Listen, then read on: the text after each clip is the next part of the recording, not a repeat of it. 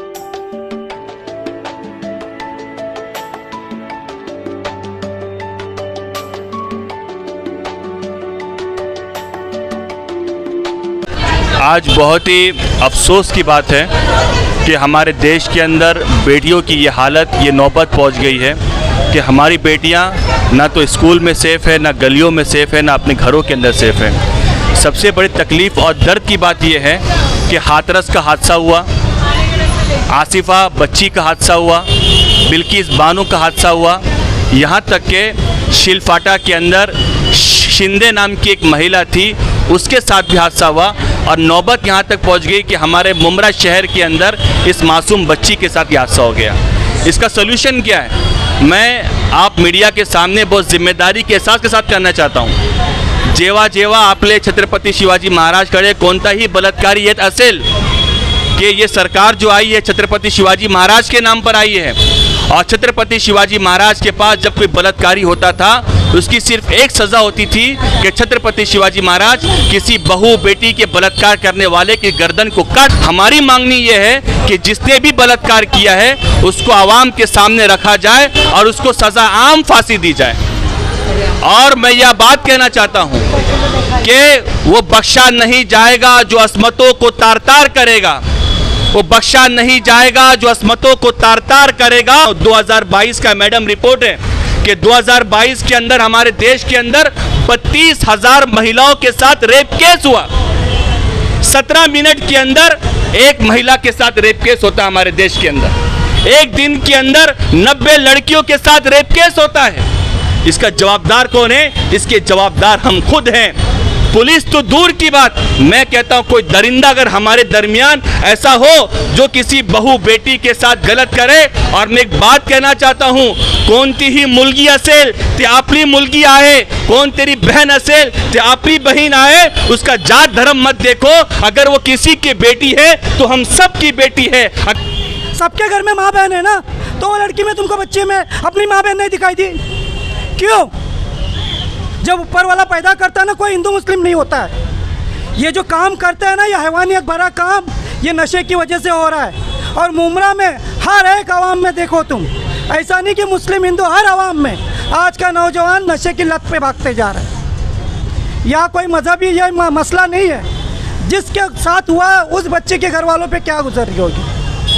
आज हम ही सोचो ना, हमारे मुमरा में कभी जो नहीं होने वाला था अभी हो रहा है। क्यों? इसका कई जिम्मेदार हम भी है, क्योंकि हमारे बच्चा अगर कोई बुरी आदत में लगता है तो माँ बाप को पहले उस पर ध्यान देना चाहिए कि बेटा तेरे घर पे भी बहनें हैं, तेरे घर पे भी माँ हैं। कल को अगर उसके साथ कुछ हुआ तो फिर तू क्या करेगा? और मैं प्रशासन से विनती करूंगा कि सबसे पहले हम इस नशा के ऊपर कंट्रोल करें। और मैं हमारी पूरी मुमरा की आवाम से गुजारिश करूंगा कि आज जिस तरह हम इस बच्ची के लिए खड़े हैं, कल उसी तरह ये नशा मुक्त के लिए भी कुछ करें, ताकि हमारे बच्चों के भविष्य बने। आज हमारे बच्चे घर से बाहर निकल कर क्या कर रहे हैं क्या नहीं, हमारे माँ बाप को खुद को नहीं पता कि हमारे बच्चे औलादें क्या कर रही हैं। तो इसके लिए मैं आप सबसे गुजारिश करता हूँ कि जिस तरह हम इस बच्ची के लिए खड़े हुए, उसी तरह नशा मुक्त के लिए भी खड़े हो जाए। अस्सलामु अलैकुम। मेरा कहना ये है कि ये बहुत शर्म की बात है कि हमारे मुमरा शहर में इतना बड़ा हादसा हो गया। यहाँ कोई हिंदू मुसलमान का भेदभाव नहीं है। जो गुनहगार है उसे कानून कड़ी से कड़ी सज़ा दे। ये बच्ची के साथ हुआ है, कल किसी और के साथ होगा। मैं कहना चाहता हूँ तमाम आवाम से कि वो अपने बच्चे, अपनी बीवियाँ, अपनी बहनों की हिफाजत करें, क्योंकि आज ये शहर में हुआ, हम नहीं चाहते कि पूरे हिंदुस्तान में ये कहीं हो, इसे रोके। मैं चाहता हूँ सरकार से कि वो महिलाओं के लिए कोई ऐसा कानून निकाले, चाहे कोई भी हो, वो बचे। इस बच्ची के साथ जो हुआ है वो हिंदुस्तान में किसी के साथ ना हो। से कब हटाया जाएगा? कब तक हम वुमेन्स को ऐसा बताएंगे कि वुमेन्स हमसे कम है? और ये जो रेप जैसे जो केसेस होते हैं, उसका सिर्फ एक ही रीज़न होता है। इसका रीज़न हवस से ज़्यादा होता है कि लड़कियों को लोग पावरलेस समझते हैं, क्योंकि हम अपने से पावरलेस के ऊपर ही हमेशा ज़्यादती करते हैं, अपने से पावरफुल के ऊपर नहीं करते। तो ये जो मेंटालिटी है, ये हमें चेंज करनी पड़ेगी। जब तक ये मेंटालिटी चेंज नहीं होती है, कोई सुधार नहीं आ सकता। चाहे हम लोग कितना भी प्रोटेस्ट करें, कितना भी रोड पे उतरें, कुछ भी कर ले, नहीं आएगा। सोसाइटी की मेंटालिटी चेंज होनी चाहिए। और जो हम ऐसे सॉन्ग सुनते हैं, फिर जो बच्चे हैं वो ऐसी बातें करते हैं कि ये तो मेरी बंदी है, ये मेरी माल है, ये मेरी आइटम है। क्या बात है ये? वो एक ऑब्जेक्ट है क्या? वो एक ह्यूमन बीइंग है। उसे ह्यूमन बीइंग की तरह से जब तक नहीं देखा जाएगा, जब तक कुछ सही नहीं होगा, तो हमें इन सब चीज़ों पे भी बात करनी चाहिए।